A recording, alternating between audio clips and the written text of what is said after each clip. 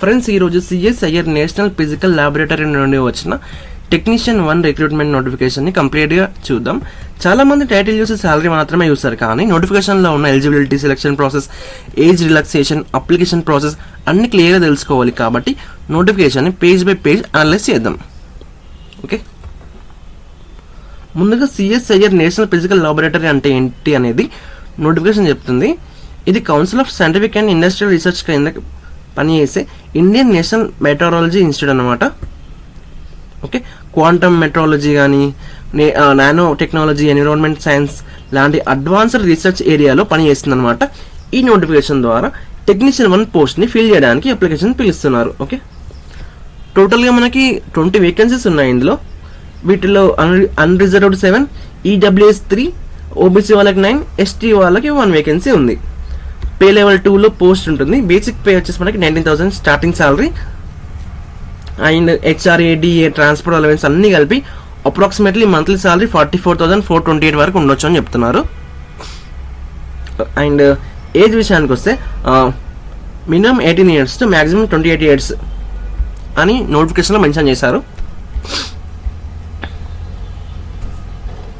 Okay, ఇప్పుడు vacancies trade wise చూద్దాం.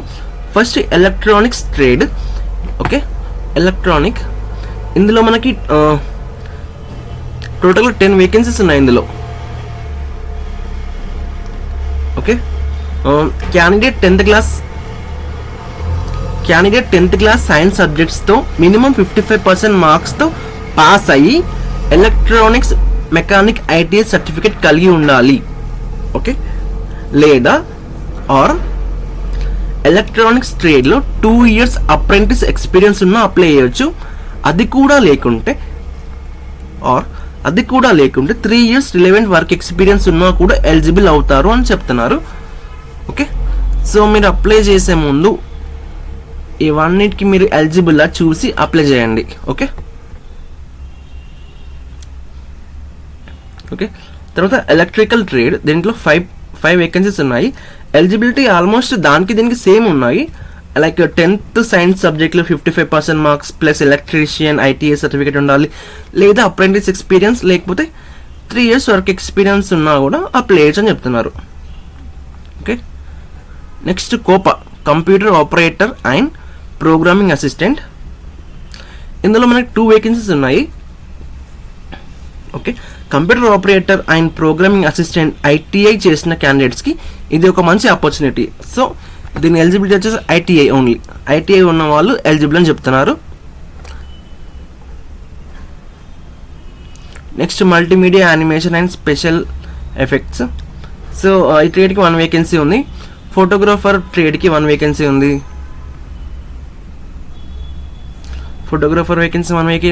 అలాగే మెకానిక్ మోటార్ వెహికల్కి కూడా 1 వేకెన్సీ ఉంది.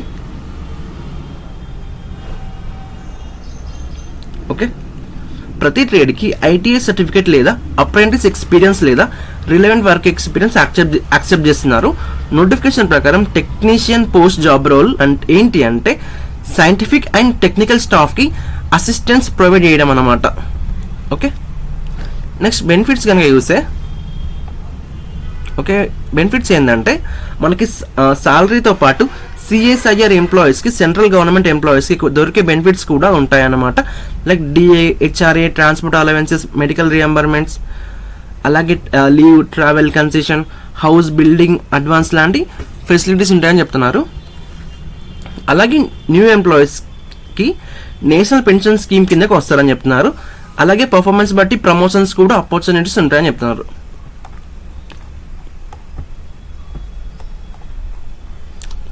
ఇక ఎలిజిబిలిటీ విషయానికి వస్తే అప్లికెంట్ ఇండియన్ సిటిజన్ అయి ఉండాలి. నోటిఫికేషన్లో మెన్షన్ చేసిన మినిమం క్వాలిఫికేషన్ కంపల్సరీగా ఉండాలి. అలాగే హయ్యర్ క్వాలిఫికేషన్ ఉండడం మాత్రమే సరిపోదు. అప్లికేషన్స్ని స్క్రీనింగ్ కమిటీ వెరిఫై చేసి షార్ట్ లిస్ట్ చేస్తుంది. అందుకే క్వాలిఫికేషన్, ఎక్స్పీరియన్స్ డీటెయిల్స్ అన్ని కరెక్ట్గా మెన్షన్ చేయాలని చెప్తున్నారు. ఇక రిజర్వేషన్ విషయానికి వస్తే ఏజ్ రిలాక్సేషన్ డీటెయిల్స్ కూడా నోటిఫికేషన్లో ఇచ్చారు. ఎస్సీ ఎస్టీ క్యాండిడేట్స్కి 5 years, ఓబీసీ వాళ్ళకి 3 years, అలాగే గవర్నమెంట్ ఎంప్లాయీస్కి అడిషనల్ రిలాక్సేషన్ ఉంటుంది. పీడబ్ల్యూబీడీ క్యాండిడేట్స్కి 10 years ఉంటుంది. ఎక్స్ సర్వీస్ మెన్కి గవర్నమెంట్ రూల్స్ ప్రకారం రిలాక్సేషన్ ఉంటుంది. ఓకే, ఇది నెక్స్ట్ సెలక్షన్ ప్రొసీజర్ చూస్తే కనుక ముందుగా ట్రేడ్ టెస్ట్ కండక్ట్ చేస్తారన్నమాట.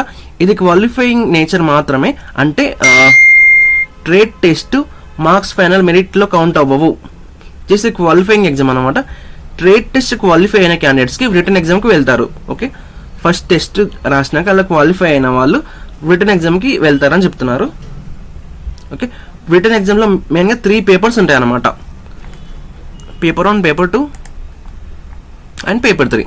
ఓకే, పేపర్ 1లో ఏముంటాయి అంటే మెంటల్ అబిలిటీ టెస్ట్. ఇందులో మనకి రీజనింగ్ ఉంటుంది, ఆప్టిట్యూడ్ ఉంటుంది, ప్రాబ్లమ్ సాల్వింగ్ ఉంటుంది, అలాగే జనరల్ ఇంటెలిజెన్స్ లాంటి క్వశ్చన్స్ ఉంటాయి. 50 క్వశ్చన్స్కి 100 మార్క్స్ ఉంటాయి, నెగిటివ్ మార్కింగ్ అస్సలు ఉండదని చెప్తున్నారు. ఓకే, అలాగే పేపర్ 2 చూసుకుంటే మనకి జనరల్ అవేర్నెస్ మరియు ఇంగ్లీష్ లాంగ్వేజ్ ఉంటాయి. టోటల్ 50 క్వశ్చన్స్ ఉంటాయి. ప్రతి కరెక్ట్ ఆన్సర్కి 3 మార్క్స్ వస్తాయి, రాంగ్ ఆన్సర్కి 1 మార్క్ కట్ చేస్తారు. ఓకే, నెగిటివ్ మార్కింగ్ చెప్తున్నారు. అండ్ పేపర్ 3 వచ్చేసి మనకి concern subject. Okay, concern trade subject నుండి ఉంటుంది. ఇందులో కూడా 50 క్వశ్చన్స్ ఉంటాయి. కరెక్ట్ ఆన్సర్కి 3 మార్క్స్, రాంగ్ ఆన్సర్కి 1 మార్క్ నెగిటివ్ ఉంటుంది. Okay, and final merit list paper 2 మరియు పేపర్ 3 బేస్ మీద ప్రిపేర్ చేస్తారన్నమాట. నెక్స్ట్ అప్లికేషన్ ప్రాసెస్ చూస్తే కనుక ఇప్పుడు అప్లికేషన్ ప్రాసెస్ చూద్దాం. ఇందులో ఇది ఆన్లైన్ అప్లికేషన్ కాదు, ఆఫ్లైన్ మోడ్లో అప్లై చేయాలి. అఫీషియల్ వెబ్సైట్ నుండి అప్లికేషన్ ఫామ్ డౌన్లోడ్ చేసి ఫిల్ చేయాలి. రిక్వైర్డ్ సర్టిఫికేట్స్ అటాచ్ చేయాలి. అండ్ జనరల్ క్యాండిడేట్స్కి 500 డిమాండ్ డ్రాఫ్ట్ అటాచ్ చేయాలి. అలాగే SC, ST, PWBD ఉమెన్ క్యాండిడేట్స్కి ఫీ ఎక్సెంప్షన్ ఉంది. ఓకే, నెక్స్ట్ ఫిల్డ్ అప్లికేషన్ ఫామ్ని పోస్ట్ ద్వారా CSIR National Physical Laboratory New Delhi అడ్రస్కి పంపించాలి అని చెప్తున్నారు. సో ఇది అన్నమాట ఈ నోటిఫికేషన్ యొక్క డీటెయిల్స్. ఫ్రెండ్స్, ఓవరాల్గా చూస్తే 10th+ ITI క్యాండిడేట్స్కి ఇది మంచి జాబ్, మంచి central government opportunity. Salary approximately 44,000+ ఉంటుంది. ట్రేడ్ టెస్ట్, రిటర్న్ ఎగ్జామ్ ద్వారా సెలక్షన్ జరుగుతుంది. లాస్ట్ డేట్ వచ్చేసి మనకి June 30. కాబట్టి ఇంట్రెస్టెడ్ క్యాండిడేట్స్ నోటిఫికేషన్ కంప్లీట్గా చదివి అప్లై చేయండి.